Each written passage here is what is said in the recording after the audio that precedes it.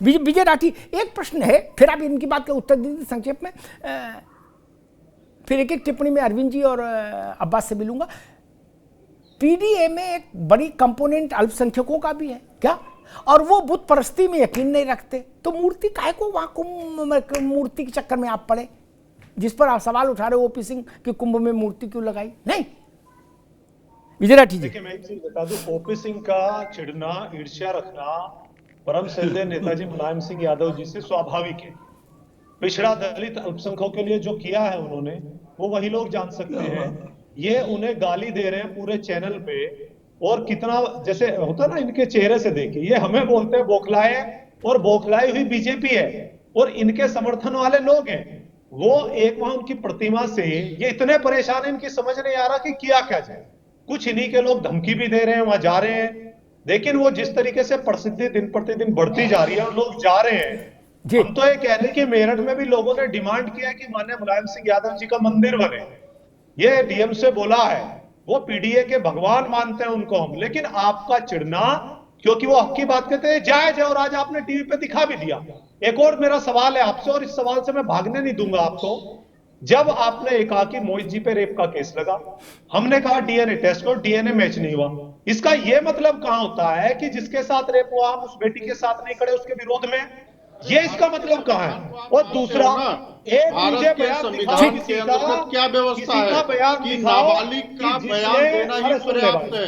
जिसने कहा हो नवाब सिंह यादव का डीएनए टेस्ट कराओ, अगर राष्ट्रीय अध्यक्ष ने कहा हो, ये अभी टीवी पे दिखाओ कहां का। ठीक है, ठीक है, क्यों बोलते हैं आप हिंदुस्तान की जनता को झूठ बोलकर बरगलाना चाहते हैं। हम ये कह रहे हैं जिसने रेप किया उसे सजा मिलनी चाहिए। समाजवादी पार्टी किसी भी ऐसे व्यक्ति के साथ नहीं खड़ी, लेकिन जो फैक्ट है वही मैं आपको बता रहा हूं। ठीक है विजय राठी, अब रुकना होगा, अब रुकना होगा, अब रुकना होगा। यादव जी से आप लोग चिढ़ते हैं, अब रुकना होगा, आप लोग नहीं चाहते वो वाले लोग दलित पिछड़े अल्पसंख्यक आए, इसलिए आप लोग उन्हें गाली देने का काम करते हैं, पूरा देश देखता है, इसलिए आप उनकी प्रतिमा का विरोध कर रहे हैं। ओपी सिंह जी, ये देश और प्रदेश याद, अब रुकना होगा भाई, अब रुकना होगा। अरविंद सिंह जी कुछ कहना चाह रहे थे आप, जल्दी से। मैं बहुत शॉर्ट में कहूंगा अमिताभ जी कि मुलायम सिंह यादव के कामों को ध्यान में रखते हुए जो उनके अच्छे काम थे, भारतीय जनता पार्टी ने पद्म विभूषण से सम्मानित किया है, तो जलने का आरोप विजय राठी जी बनता नहीं है। और अखिलेश जी से जरूर कहना चाहिए कि अपने पिता को सार्वजनिक रूप से धक्का मुक्की किया और अपमानित किया, उसके लिए त्रिवेणी में जाके डुबकी लगाना चाहिए, एक। और दूसरी बात मैंने कहा, आदरणीय अखिलेश यादव जी उत्तर प्रदेश के मुख्यमंत्री रहे, सुबह से लेकर इस समय तक दर्जनों ट्वीट होंगे, लेकिन एक ट्वीट नहीं बना है कि उत्तर प्रदेश की स्थापना दिवस की शुभकामना दे पाए। अब हो जाएगा, अब आपने बात उठा दी है, हमने भी बोल दिया, अब हो जाएगा ट्वीट, हो जाएगा 10-15 मिनट में आ जाएगा। उनकी टीम देखेगी सुनेगी तो कर देगी ट्वीट, आपको ट्वीट की समस्या नहीं। अब्बास गाजी आप कुछ कहना चाह रहे थे? अब ट्वीट आ जाएगा, रेस्ट एश्योर। हाँ, वहां सक्षम मीडिया टीम है, हम जानते हैं। जी मैं कहना चाह रहा हूँ, देखिए अब बदलाव का दौर शुरू हो गया है और मिल्कीपुर आपके सामने है और हम अच्छा रिजल्ट देंगे मिल्कीपुर में, और आने वाले समय के लिए भी एक संकेत देंगे कि उत्तर प्रदेश में एक नया विकल्प तैयार हो रहा है और आने वाले समय में मजबूत विकल्प खड़ा होगा और जनता को भी इस विकल्प पे बड़ा भरोसा होगा। हमें अपनी मेहनत पे भरोसा है और अपने कर्म पे भरोसा है, लोगों के लिए लड़ाई लड़ते हैं। ठीक, तो आने वाले समय में हमें उत्तर प्रदेश में मजबूत विकल्प देने का काम करेंगे, बहुत मजबूत विकल्प देने का काम करेंगे। लेकिन मिल्कीपुर में चंद्रशेखर की पार्टी की उपस्थिति से भारतीय जनता पार्टी प्रसन्न है। ये राजनीति का व्यवहारिक पक्ष है, सैद्धांतिक पक्ष तो बता ही दिया, अब्बास राठी ने बताया, ओपी सिंह जी ने बताया, विजय जी ने बताया, ये व्यवहारिक पक्ष है। जैसे दिल्ली में कांग्रेस जितना मजबूत चुनाव लड़ रही, भाजपा उतना ही प्रसन्न है। ये राजनीति का अपना उलटवास है, इसीलिए सियासत को 2-2-4 नहीं कहते, कभी कभी 2-2-0 हो जाता, कभी 2-2-16 भी हो जाता है। मुझे याद है कि नरसिंह राव जी जब प्रधानमंत्री के पद से मुक्त हुए तो मैं उनसे मिला और मैंने उनसे पूछा कि कांग्रेस का डिवेकल क्यों हुआ, पतन कैसे हो गया। विजय राठी आप इस बात को गौर से सुनिएगा, ठीक है ना, हमसे आपसे तो ज्यादा बड़े व्यक्ति थे नरसिंह राव जी। उन्होंने कहा कि मैं कांग्रेस को समझाता था कि भाजपा से लड़िए, राम से लड़ते मत दिखिए। बोले लेकिन दुर्भाग्य ये कि मेरी पार्टी राम से लड़ती दिखने लगी, तो जो होना था वो हो गया। मेरे ख्याल से इस बात को आप समझ गए होंगे मैं किस परिपक्ष में कह रहा हूं।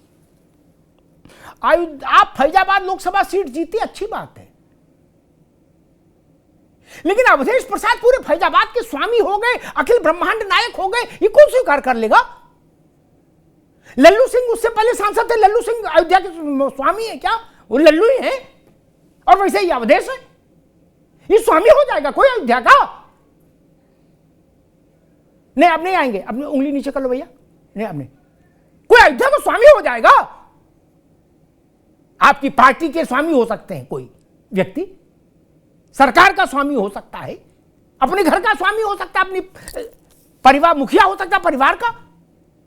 आप डायरेक्ट अयोध्या का नरेश घोषित कर दिए, और नैरेटिव क्या सेट किया? अयोध्या हार गई।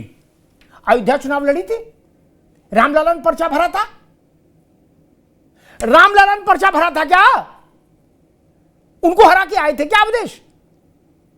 अयोध्या हार गई, भाजपा की टाई टाई फिस हो गई। भाजपा की टाई टाई फिस हो सकती है, अयोध्या की टाई टाई फिस नहीं हो सकती। भाजपा अयोध्या है क्या? यही राजनीतिक दंभ। याद करिए, दृष्टांत घर जाके याद करिएगा, जब जब इस देश में ऐसी कोशिश हुई जिसने सनातन के मन को चोट घायल किया, व्यथित किया, तब तब जिन लोगों ने ऐसा काम किया उनको राजनीतिक तौर पर नुकसान उठाना पड़ा।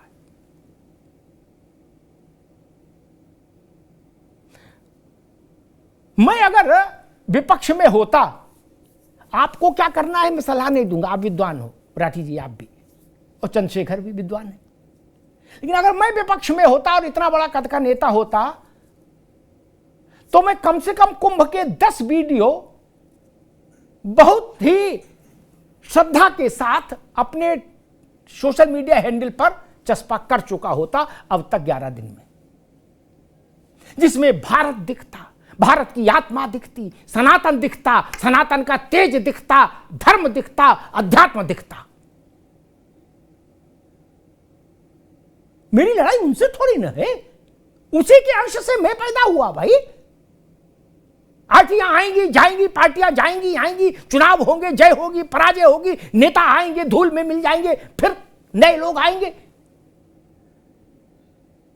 लेकिन कुंभ का तो 2600 साल से का तो इतिहास है, ज्ञात इतिहास 2600 साल का है। वह कौन याद रखेगा कि नंदगोपाल नंदी ने कुंभ में क्या किया और आजम खान ने क्या किया? कुंभ कुंभ है। और मैं इस चक्कर में नहीं पड़ता ऑक्सफोर्ड क्या कह रहा, इनकी कहे चाहे उनकी कहे, मैं तो इतना जानता हूं, कबीरदास ने कहा कि तू कहता है कागज लेखी, मैं कहता हूं आंखन देखी। कुंभ से जो लोग होकर आ रहे हैं वो मुझे जो बता रहे हैं अपना आत्म साक्षात्कार, मैं उसी को स्वीकार कर रहा हूं। विजय भाई और ओपी सिंह जी वो कहेंगे आकर कि वहां इतनी अव्यवस्था थी कि प्राण बचाना मुश्किल था, तो मैं पहला व्यक्ति होऊंगा जो ओपी सिंह जी को कटघरे में खड़ा कर दूंगा। मेरे अंदर वो साहस है, लेकिन मैं पार्टी के कहने से नहीं करूंगा ना। किसी को बिल्ली दिखती है, किसी को कुत्ता ही दिखता है, तो बिल्ली कुत्ता देखने वालों के कहने से मैं कुंभ पर सवाल नहीं खड़ा कर सकता। कुंभ मेरी आस्था का विषय है, कुंभ मेरे मान का विषय है, कुंभ मेरा माथा है,